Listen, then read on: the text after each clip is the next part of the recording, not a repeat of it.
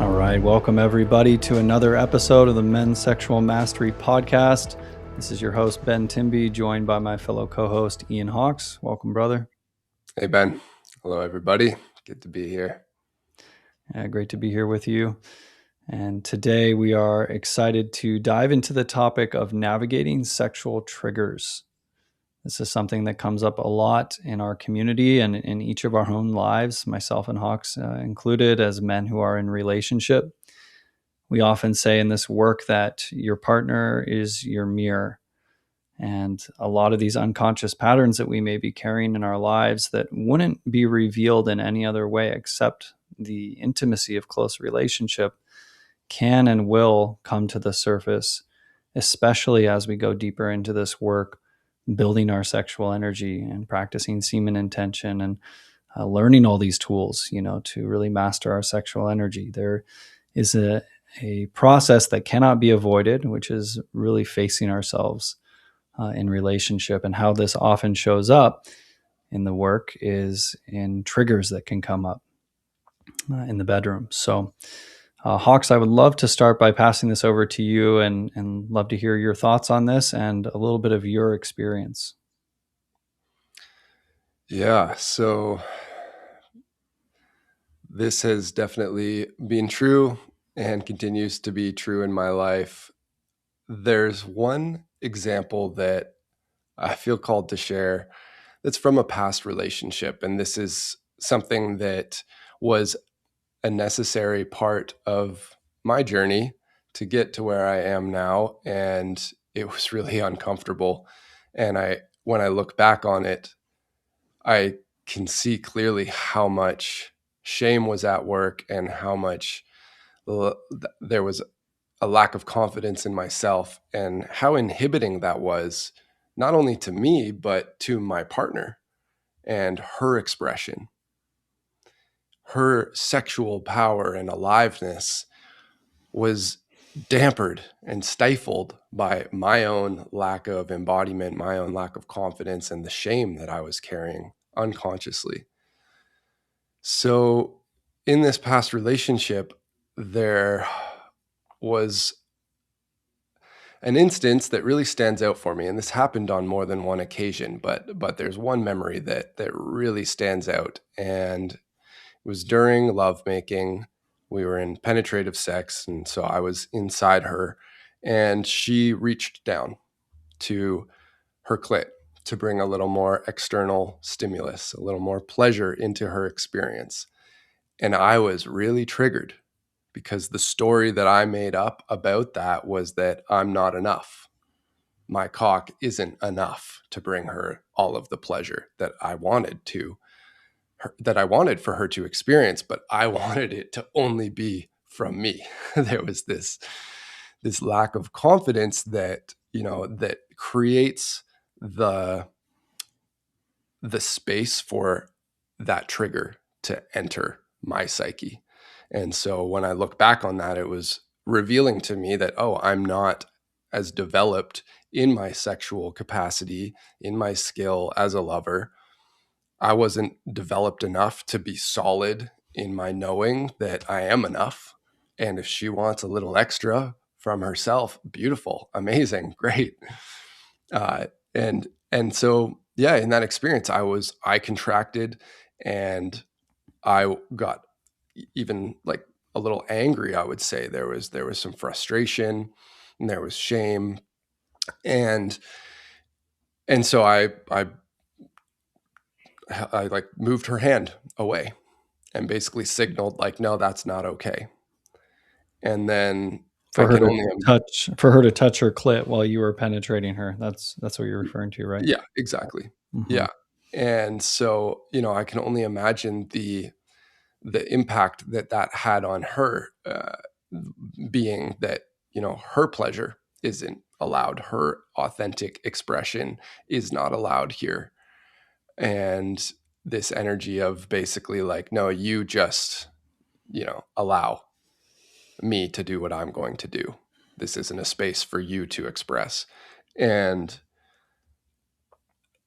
there's like some really deep hurt and some pain that I caused there in her that I feel deep remorse about, because that was only one, this is just one little example of a much bigger pattern that was at play in that relationship. And I could name 100 other instances where this same kind of energy of my own shame and lack of confidence infiltrated and stifled the aliveness of my partner at the time, the aliveness of myself, and Mhm. the vitality of our connection. And so, yeah, it's Re- something that I just wanted to name, because there's likely examples that other men out there could relate to. Maybe it's not the exact same thing, but the that element of not enoughness for our partner can create a really potent trigger. And so, Yeah. yeah. So you just to clarify, because you've told me about this personally, but some of the other ways, or one of the other ways I remember you sharing this showed up, and correct me if I'm wrong, is that when she would dress really sexually empowered, let's say, with like no bra or wearing super sexy clothes and things like that, you would guilt her, and you would think that you would make up a story that she was like trying to lead on other guys, or that you weren't enough, or there was like a possessiveness kind of her. Was that another one of these ways this showed up? Yeah. Yeah, I think possessiveness is a fair word there, even though it's uncomfortable, the energy that carries for me. Yeah. But I can own that. That was where I was at that time. And really it was that experience of my discomfort with her, you know, sexual freedom, and actually to even label it as sexual isn't fair, because I don't believe it was sexual to her.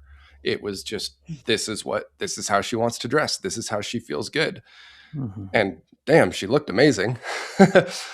But for me it was so triggering because of my own shame, and that's really about the way I was projecting, how I view women, how I viewed women in that way, dressed in that way, which was this sexualization of it coming through me. But that was my own projecting, and that wasn't necessarily her intention. She was just Mhm. being authentic in her expression and in her way of adorning herself. And there's nothing wrong with that. Mhm. And it's actually, I see that as a gift for men who were in the experience, or are in the experience that I was at that time, of having so much repression in my own sexuality, and a lack of containment within myself, that it can be triggering. And that's okay, because our triggers are our teachers, and those are opportunities for us to look at, okay, what's going on internally here. What am I actually feeling, and can I sit with that? And I know we're going to get to this, because we also want to provide you guys with some tools, like how do we navigate these triggers, because they come Mhm. up, and triggers are everywhere in life. They're not just in the sexual space, but they can carry an extra potent charge when they are in the sexual space, or in our intimate relationships.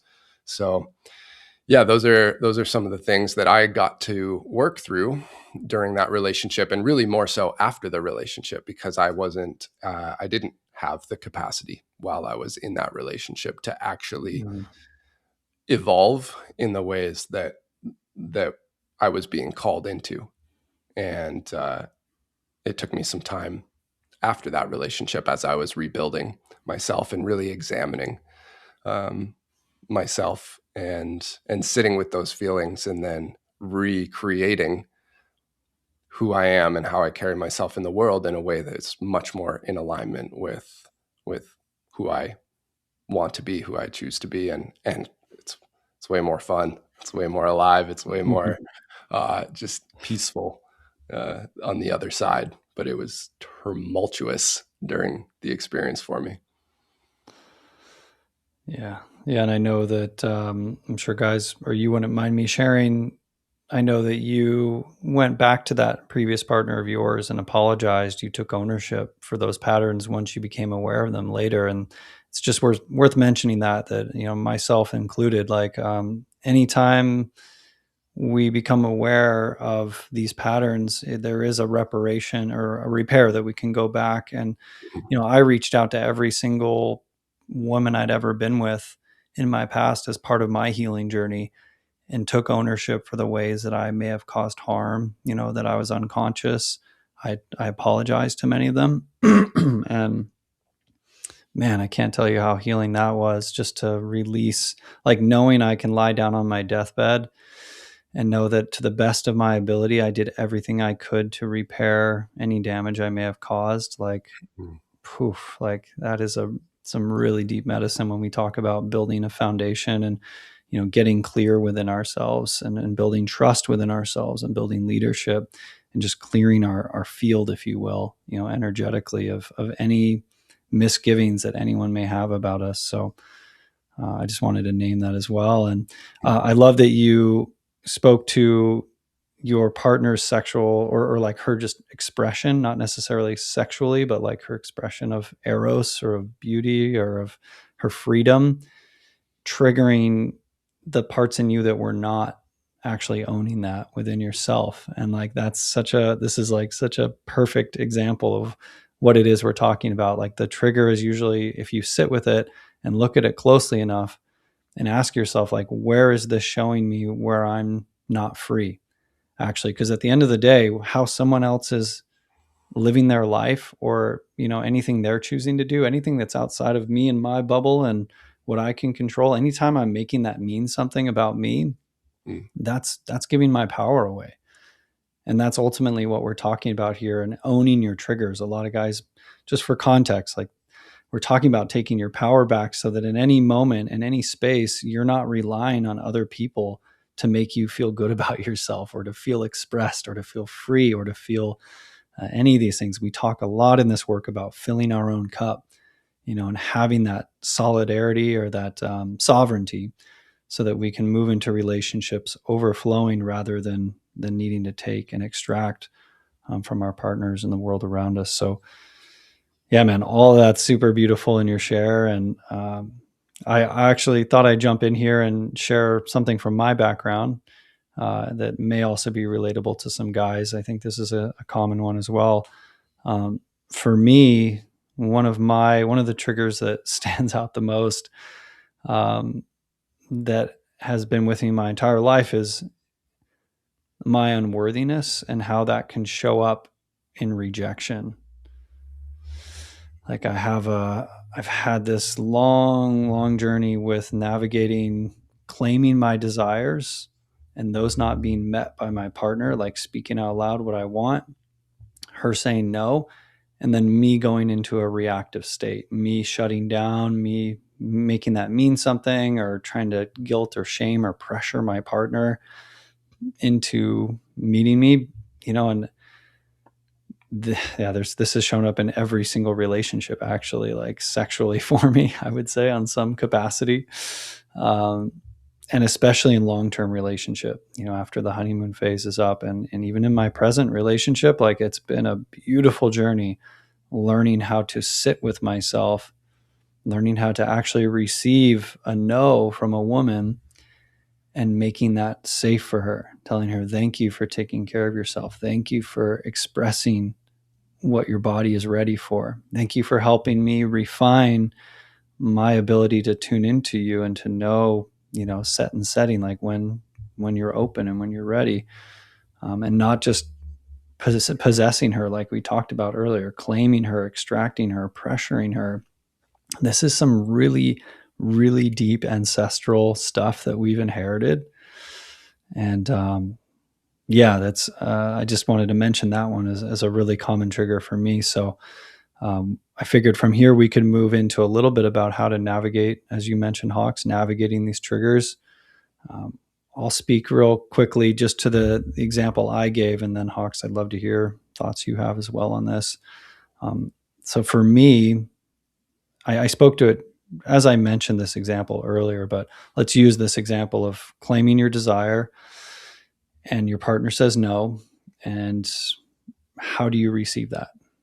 For me, unconsciously in the beginning, because I was so um, feeling so, I had these beliefs deep down that I was like unworthy of love, and I was waiting for evidence. This is like they say the reticular activating system, this part of your brain that's these unconscious belief systems are looking for evidence, and what we focus on, anything we focus on will justify the subconscious beliefs we have. So first of all, just breathing, stopping, having awareness of like, oh, I'm getting reactive. Oh, my breath is getting shallow. My body's getting tense. I'm getting agitated. I'm getting reactive like that. I would say that's step one, is just awareness. And a lot of this comes from consistent, regular practice of nervous system regulation tools, meditation tools, breath work.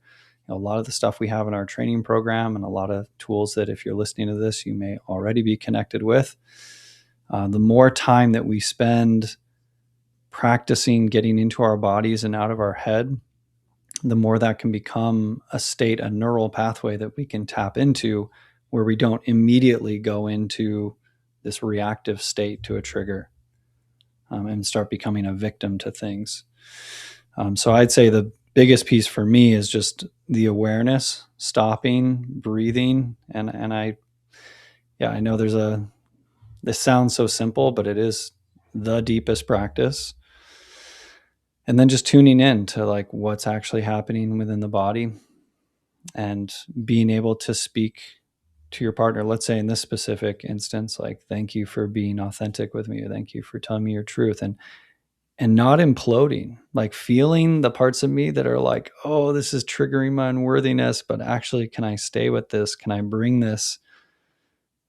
Can I actually like embrace this feeling right now, and not just let it completely, I mean, we can feel it all, but it doesn't need to like define my view of myself. And a lot of this stuff is very nuanced. It can take time. It can take a lot of support. I mean, for me, it's taken years and years and years of support from mentors and coaches and men's circles, and a lot of the stuff we offer men in our community as well.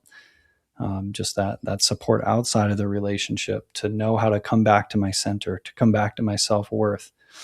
And the more time, the more reps I've built in that state, just like going to the gym within myself, feeling my own self-worth, I can take a moment, breathe, tune into that state, inflate myself instead of, I'm noticing the deflation coming. I'm breaking that unconscious pattern that used to loop in me for years, and then using that opportunity to interrupt that pattern, come back into my breath. And nowadays, like, it's to the point where I can literally reset, within seconds, minutes at the most, where like I'm catching myself, I'm in this state. And my also having a foundation of clear communication with your partner, and safety, and being able to really identify these parts within yourself and the triggers that come up, and then having awareness of them, and then being able to take ownership when they cause a little bit of a mess, or like I get reactive at my partner for a second. I stop, I breathe, I say, oh, I take ownership, I apologize, I didn't mean to make you feel shame or guilt or pressured. That was just this part of me, this hurt little boy in me, that was trying to pressure you to have sex with me to make me feel worthy. And the more that I've approached my partner now from a place where I'm catching, even before I speak my desire, I'm catching whether I'm coming from a place of lack and insecurity and like wanting, versus just being a servant to the moment, just overflowing with love for her, just wanting to express without any pressure on her or the whole situation. Like, she feels that difference. And I'm sure if she was on here with me, she would say it. She can feel it in her body. Like, when I'm coming from pure, clean desire versus this like this needy desire. And so, yeah, for me, that's kind of how I've navigated that journey, and some of the tools that I use. Again, just coming back to the breath and awareness, and of course, having continued support of my brotherhood, in yourself and other coaches and mentors and friends who help remind me how to come back to myself. And anytime I get caught in these loops, I can reach out to my brothers, or reach out to my support systems, Mm-hmm. to snap me out of it. Because when we're in isolation in a relationship, usually in my experience, that's when we just keep looping and looping and looping, and then we're trying to get our partner to help us fix it, but she doesn't want to be our therapist or our mom, and that can create a whole dynamic. So yeah, that's what I would say. How I've learned to navigate this. And Mm-hmm. Hawks, I'd love to hear, yeah, what comes up for you. Well, I want to ask, Ben, you mentioned support networks. Is that so? If and when you notice that, oh, this desire within me right now, if I'm being honest, it's coming more from a place of neediness than fullness. What's how do you navigate that? Hmm. Yeah. Yeah. When that happens, I take space Mm, every time, I would say. Yeah. Pretty much every single time I take the space to ground within myself. And if I am needing, if I can come into my breath, if I can really tune into what I'm really needing right now, like if I had sex right now, how would that make me feel? You know? And is there a way to actually tap into what that would make me feel within myself that doesn't involve me needing to pressure my partner to have sex with me? And mm, maybe that's like calling a friend, going on a walk, doing a little bit of breath work, or maybe even just doing a workout, or like going and playing some music, doing something fun. Maybe just connection. Maybe I'm feeling lonely.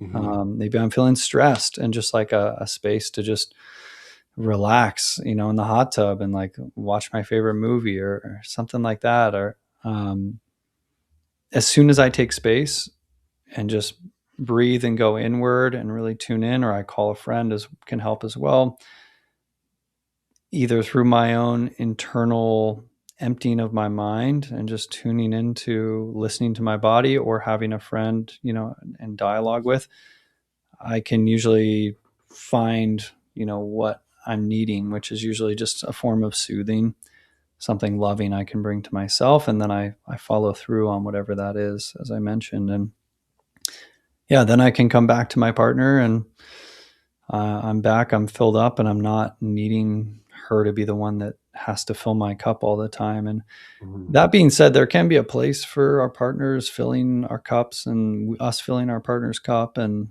these times, but making sure that I'm self-sourced though, and not dependent on her. It's like there's like this man-child dynamic that can mhm, happen with a woman when a man is constantly having to have his emotional needs met through her, whether that's sexually or non-sexually. So mhm, yeah. mm. Yeah. Yeah, that's great. Thanks for elaborating on that. It's so one of the common threads that comes up for me with the example that you gave and the example that I gave is looking at so if we can catch ourselves in that experience and take a pause, which is a formidable task in itself. If this is completely new, if we're just starting to reach the level of consciousness around these patterns, then just noticing them is a good first step. Even if you still go into the Mhm. old pattern, if you can have a glimmer of awareness of like, oh, I'm doing that thing, Mhm. that's a step in the right direction. And then as often as you can to take a little pause when that awareness comes up. And you've noticed, as you were speaking to Ben, at one point you spoke about the physiological response that your body signals, like, oh, my breathing has become more shallow, my heart rate's increasing, I'm feeling tension or contraction in my body. Those are all physiological signals that tell us like, oh, there's an activation here, going into a nervous system response that is, if unchecked, is going to just go into the old pattern that's been running my whole life, which typically in those types of situations is going to create disconnection. It's going to create turmoil, and if we can pause ourselves and take a little space, that is often enough to just reset and then give us the opportunity to choose a new way forward. And so to get back to this common thread I was feeling in that inquiry of, okay, well, like what is it that's that I truly desire here. And so in the example that you gave, which is very common, the experience of not being met in our sexual desires. And, we can call it rejection. It's kind of a strong word, but sometimes it feels like that. And I appreciate how you were speaking to this pattern of pressuring, like if unchecked, I might be liable to pressure or guilt or shame my partner into having sex with me. And so in that moment, it might feel like, oh, good, I got what I wanted. But I like to take a step back and look at the big picture and realize that if this pattern continues to play out, what's at risk? And what's at risk in a situation and a pattern like that is the partner who is just succumbing and submitting, essentially, not following her own body's signals, but just doing what her man wants. That is going to eventually lead to the pattern within her of closing off to her own body, closing off to her true yes and her true no, her authentic yes. Her ability to really open and blossom is directly related to her ability to be in sovereignty and say no. And so that pattern, if it plays out over a long period of time, is inevitably, as I see it, going to lead to further and further disconnection in the intimate relationship and a dissolving of trust and a dissolving of safety and security, which is the foundation of sex and intimacy actually being able to flourish. So in the moment, it might feel like, yeah, I'm getting what I want here because I kind of, persuaded or pushed my partner into this sexual experience. But ultimately, that's going to erode what it is that we're truly desiring there, which is the real connection and that feeling of actually being desired by our partner. So if we look at the 3,000-foot view, it's actually doing exactly the opposite of what we truly want. And so taking that pause is necessary, and having the self-inquiry and big picture view to be like, hey, what are the actual consequences and rewards here? And is that what I want to really bring about? So in the situation, in the example that I gave, what I really wanted was ecstasy and pleasure for my partner.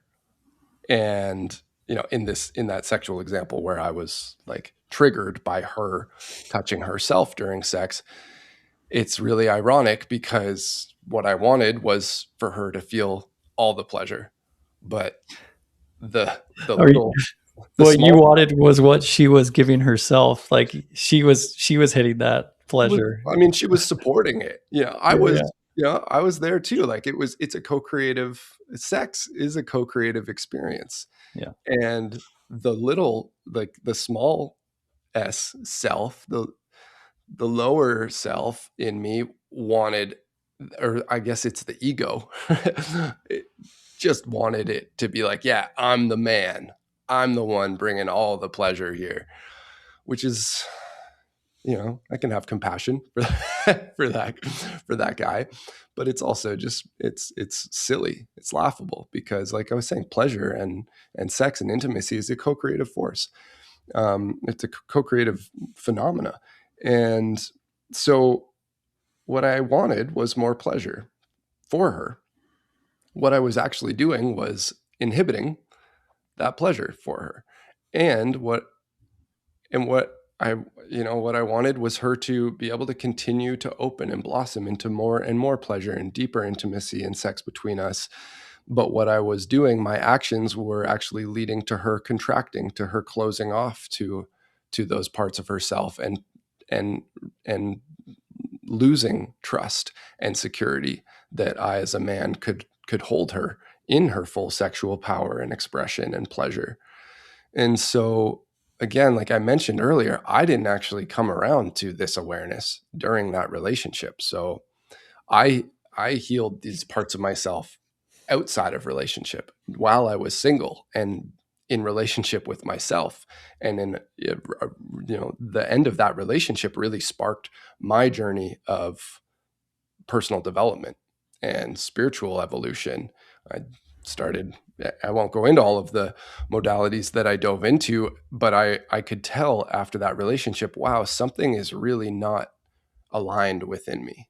There's there's some really deep stuff at work here that's holding me back from my potential. And so it was a really inspiring, it was a really um, it was a catalyst.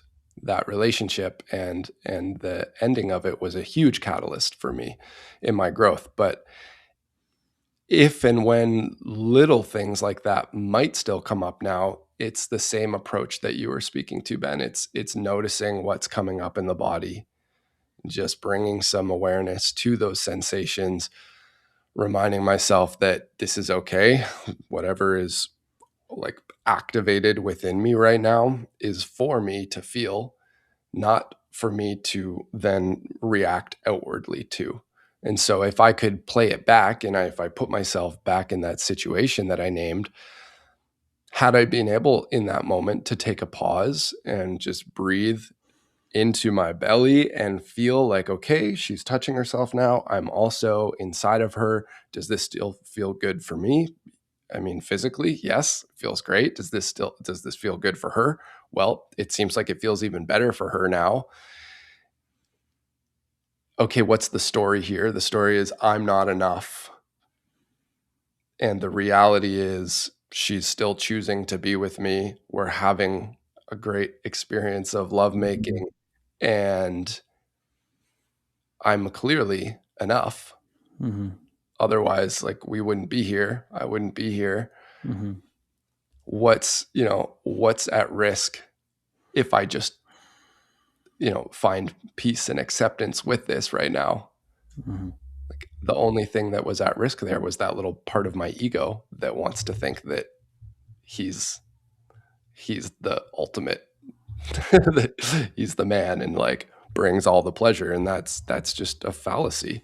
So And what's yeah. awesome is that you can choose to perceive that you are the man and you are bringing all the pleasure. It's only Well, your perception that's creating the story that you're not, right? amen. Yeah, and that's the ultimate shift, where I am now and where I believe like we can all get to is so much inner trust and confidence that it doesn't matter what's going on outside, because I know that I got me, I got you, I got us, and this is awesome. And Ben, you used the word insecurity earlier, and I wrote that down because I was like, oh yeah, like that was ultimately what was at play here, was my own insecurity in both of those situations that we spoke to, in the bedroom and outside of the bedroom. My own insecurity was ultimately where that spotlight of this beautiful mirror of the relationship was shining. It's like, hey, where am I not secure in myself, sexually, in my expression, in my confidence as a man? And there were so many ways, there were so many places at that point in my life I was deeply insecure. And it was a long journey. It's been a long journey, and it's never ending, but I do feel deeply confident in all of those aspects of my life that I was previously very insecure. And ultimately it was an inside out game, as we always say. And it wasn't about what my partner is doing or not doing. It's about, what am I doing or not doing? Am I the man who I say I am? Am I following through with my words? Like, is there coherence within me? Is there integrity within me? And is there containment and a free flowing circulation of my sexual energy within me? And am I expressing myself in the world? Am I directing that energy in a way that's in alignment with who I am and who I came here to be? And when those pieces are in place, it feels to me that there's an inevitable shift from insecurity to confidence and from scarcity to abundance. And that shift from scarcity to abundance in the bedroom is huge. If I feel like pleasure is scarce and I must be the one to bring it, then then that ego is going to be really strong. But if I'm like, man, pleasure and eros and sexual energy and love is so abundant, great. Like, someone else wants to bring some more into the equation here, amazing. It's just more for everyone. And so that's the journey as I see it, is from insecurity to confidence, and with that from scarcity to abundance. And those shifts, when we experience them and live them in our intimate relationship, they also spill over into every aspect of our life. 100%, bro. Couldn't have said it better myself.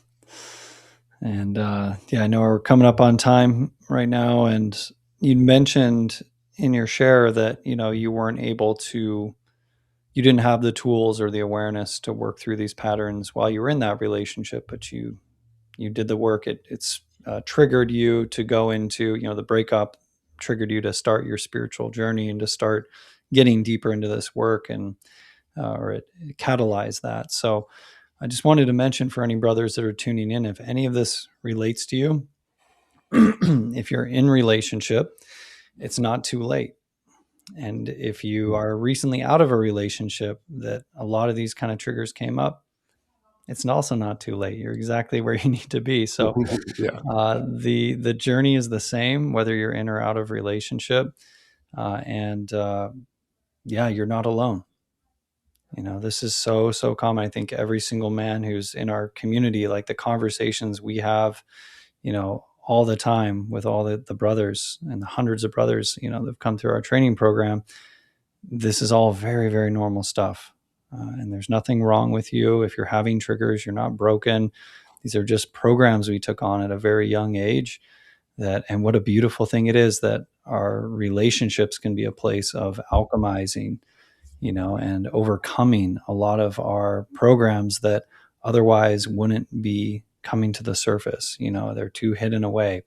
Only in the confines of an intimate, committed relationship can you truly face yourself to these levels. So, all that to say, if this stuff resonates with you and you're looking for support and ways to move through these things, as we've talked about, I know for myself and for Hawks, like, we would not be here if we did this alone. And that's exactly why we started MSM, as two of us, as two brothers coming together to share, these tools and these frameworks to move through this. So with that being said, just wanted to invite you into our new school community. We have a free community now. We just launched of brothers who are doing this work. It's a place to receive support and inspiration and guidance. There's a ton of free resources on there. And if you want to go deeper with us, you can check out our website as well at mensexualmastery.com. And brother, don't hesitate to join others, and empower, who are empowering one another into this work. It's really the greatest, I'd say the greatest tool in everything we're talking about. We're talking about how to navigate these things. I would say having support systems, having brotherhood, having mentors and others around us, is really the biggest pattern interrupt. So Hawks, is there any last things you want to speak to before we sign off here? Yeah, well, I think you nailed it there, Ben. The support was massively lacking for me, at that time in my life, in that past relationship I was just referring to. I had lots of friends, had community, had a vibrant life, but what I now know is possible through brotherhood support, I did not have that. I wasn't bringing these sensitive, vulnerable triggers that I was experiencing in my relationship. I wasn't bringing those to my guy friends.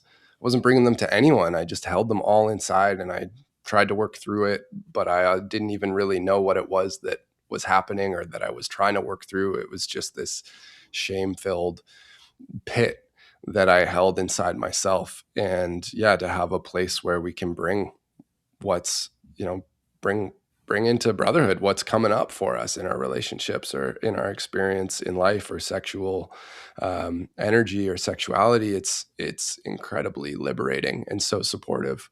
And so, yeah, just shouting out all the guys in our community showing up with this level of vulnerability, trusting in brotherhood in new ways, realizing like, oh shit, like I can just show up on a call and be a fucking mess because that's what's alive for me right now, and share about this vulnerable situation. And my bros are actually just there, like so solid, holding me in it, providing really valuable reflections or asking questions that help illuminate, our own inner guidance. And I'm just, yeah, really grateful for all the men who say yes to this, and all those who are, who are joining to be a part of this collective support network that ultimately is here to elevate us all.